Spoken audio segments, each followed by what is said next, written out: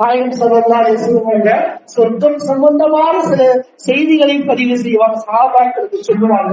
சொர்க்கம் எவ்வளவு அழகானதுன்னு சொன்னா மக்கள் எவ்வளவு ஆசைப்படுவான்னு சொன்ன ஒரு நபர் அவனுக்கு அல்ல முடிவு செஞ்சிருவானா நீ நரகத்துக்கு தான் போகும், நரகத்துக்கு போ என்பதாக. இப்ப அந்த அடியான் என்ன செய்வான், குடுகுடுன்னு வேறு நரகத்துக்கு ஓடுவான். அப்ப அல்லாஹ் கூப்பிட்டு கேட்பானா, இதோட போகும் நரகத்துக்கு இவ்வளவு வேகமா போறியே, அவ்வளவு ஆசைய நரகத்துக்கு போக. அந்த அடியான் சொல்லுவானா, இல்ல ரப்பே, உலகத்துலதான் நீ சொன்ன எந்த ஒரு காரியத்துல கேட்டு செய்யல, இங்கேயாவது பேச்ச கேட்கலான்ட்டுதான் நான் வேகமா ஓடுனேன். ஓ அப்படியா அப்படின்ட்டு அந்த அடியான் மீது அல்லாஹ் ரஹ்மத் செஞ்சு சொர்க்கத்தின் பக்கம் அனுப்புவான். சொர்க்கம் ரம்மியமானது, அழகானது. ஒரே ஒரு முத்துல அல்லாஹ் ஒரு பெரிய மாளிகையை செஞ்சு வச்சிருப்பான். அல்லாஹ் பூலைகளை தருவானா, பலவிதமான ஆறுகள் ஓடிக்கொண்டே இருக்குமா. இவ்வளவு அழகான சொர்க்கம் என்பது. மரத்துல பல பழங்கள் தொங்குமா, ஒவ்வொரு பழமும் ஒவ்வொரு டேஸ்டா இருக்கும்.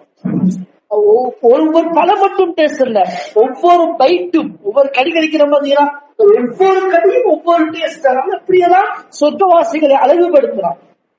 சொர்க்கவாசிகளுக்கு ஒரு பஜார் இருக்குமா, வெள்ளி வெள்ளிக்கிழமை அவங்க போவாங்களாங்க. அவங்க என்ன உருவம் வேண்டுமோ, என்ன தோற்றம் என்ன கேட்கணுமோ அது மாத்திட்டு வந்துடுவாங்க.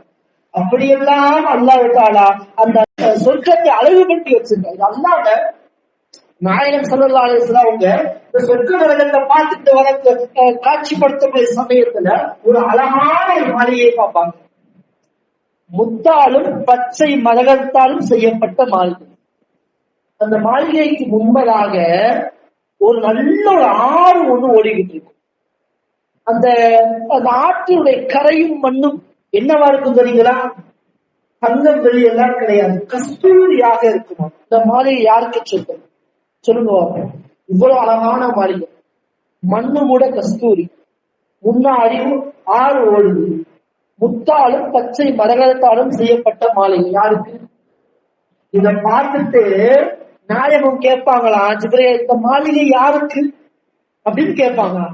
அப்போ ஜிப்ரீல் அலைஹிஸ்ஸலாம் சொல்லுவாங்களா, நாயகம் என்ன கேட்டுட்டீங்க, இந்த மாளிகையே உங்களுக்கு தான். அந்த ஓடுற ஆறு இருக்கு பாத்தீங்களா, கௌசர், அது உங்களோடது அப்படின்னு ஜிப்ரீல் அலைஹிஸ்ஸலாம் சொல்லுவாங்க. அதற்கு பிறகு சில மாளிகைகளை பார்ப்பார்கள். உமர் ரலியல்லாஹு மாளிகை பார்ப்பாங்க, உள்ள போக மாட்டாங்க.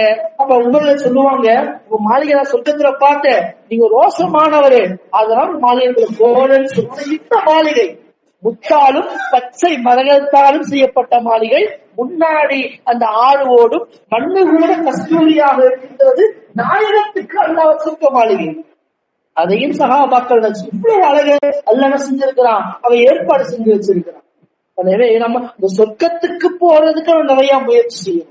நரகத்துக்கு விட்டுமான பாதுகாப்ப நம்ம இதுக்கு என்னங்க வழி, நரகத்துக்கு போக சொர்க்கத்துக்கு போகணும் அப்படின்னா சிம்பிள். முதல்ல எப்படி நாயகத்துக்கு உம்மத்துல பிறந்துட்டாலே நமக்கு சொர்க்கம் இருக்கு பாத்தீங்களா, இது என்னத்தை நமக்கு அறிவிக்குது, இண்டிகேட் பண்ணுது அப்படின்னா, நாயகத்துடைய இஷ்குங்கிறது, நாயகத்தின் மீதான முஹப்பத்துங்கிறது எல்லா நலவுகளையும் தரும். இம்மையும் சேர்த்து மறுமையும் சேர்த்து எல்லா நலவையும் கொடுத்து எல்லா தீமையும் விட்டும் நம்மளை பாதுகாக்கும்.